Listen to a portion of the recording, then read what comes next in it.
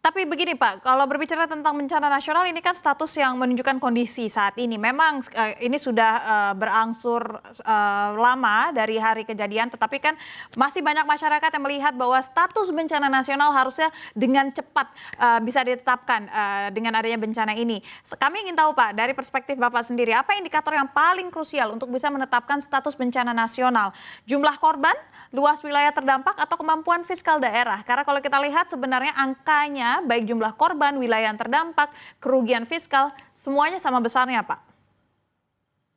Ya betul, sebesar sekali kerugiannya. Makanya karena itu, kan ini kalau pemerintah cepat mengambil alih ya, baik itu tanggap darurat, rehab dan rekonstruksi, pendanaan cukup ya, sebetulnya tidak perlu juga dilakukan status bencana nasional karena udah berlangsung sekitar 24 hari ya, 24-25 hari.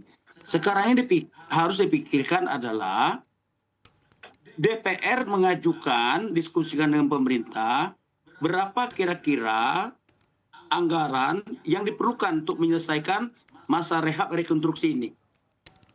Supaya anak-anak bisa sekolah, rumah-rumah bisa dibangun, logistik tidak boleh terputus karena itu menyangkut hidup mati warga kita, warga Indonesia yang kena dampak. Terutama beras, gula, susu, kemudian alat-alat dapur dan sebagainya. Karena itu banyak hilang dan hancur. Nah itu yang diperlukan sekarang. Keseriusan pemerintah atau DPR mengajukan ke Presiden untuk mengeluarkan dana dari badan anggaran yang diperlukan. Karena di pemerintah itu selalu ada anggaran yang tidak terduga, ya, anggaran tidak terduga bisa dimanfaatkan untuk melakukan tanggap darurat sekarang ini, rehab dan rekonstruksi dalam beberapa bulan atau beberapa tahun kemudian. Nah ini yang perlu dipikirkan oleh DPR, karena DPR punya hak dan wewenang mendiskusikan ini dengan pemerintah dari hati ke hati. Ya, jadi DPR punya peran penting untuk mengajukan anggaran kepada Bapak Presiden. Baik, kalau saya masih ingin berkutat di status bencana nasional, Pak. Sebenarnya, bagaimana jika status bencana nasional dinaikkan?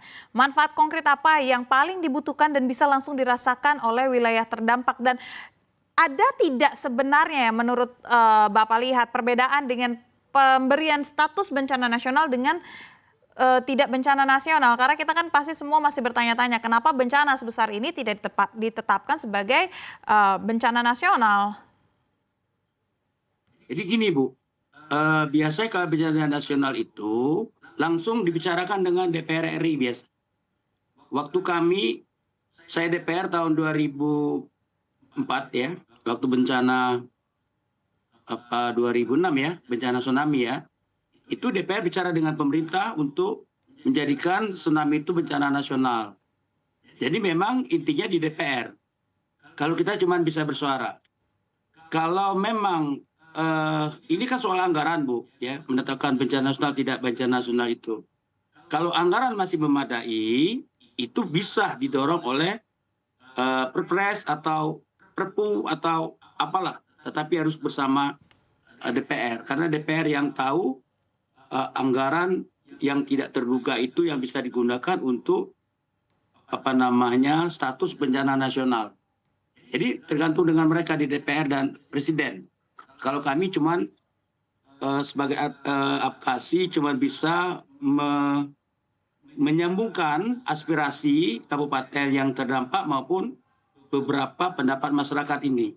Itu yang bisa kita lakukan untuk mengatasi bencana ini cepat diselesaikan agar jangan terlalu lama berlarut-larut, terutama di tahap rehab dan rekonstruksi. Jangan sampai lebih dari 2 tahun lah menurut saya rekonstruksinya Bu ya. Kalau terlalu lama nanti sulit lagi membayangkan bagaimana anak sekolah ya, kemudian rumah tempat tinggal, kemudian memenuhi kebutuhan ekonomi. Kan ekonomi juga rusak Bu, sawah-sawah banyak rusak hancur terutama di Solo banyak sawah itu. Kemudian pertokoan, nah itu kan mesti hidup kembali gitu, mesti hidup kembali. Maka diperlukan dana yang cukup. Hmm. Nah, dana yang cukup ini fiskalnya ada di pusat. Kalau daerah terdampak sudah mereka udah nyerah lah menurut saya, Bu ya. Baik, Hampir nggak ada dana. baik. Dan kemudian kita harapkan semua kabupaten provinsi menggalang lagi dana supaya lebih cepat penyelesaian rehab rekonstruksi ini. Baik. Jadi menurut saya debat soal apakah itu bencana nasional itu kita cukupkan dulu. Yang penting pemerintah hadir untuk menyelesaikan ini dalam waktu secepat-cepatnya. Baik, apa yang kini dilakukan Pak dan juga kedepannya akan dilakukan juga untuk mendorong pemerintah pusat mempercepat lagi pemulihan infrastruktur dan juga ekonomi daerah terdampak karena memang masih banyak sekali wilayah-wilayah yang sampai dengan saat ini belum bisa menerima bantuan apapun, belum bisa menerima perbaikan apapun dalam waktu singkat Pak, silahkan. Yang pertama, pemerintah pusat harus mobilisasi alat-alat berat ya untuk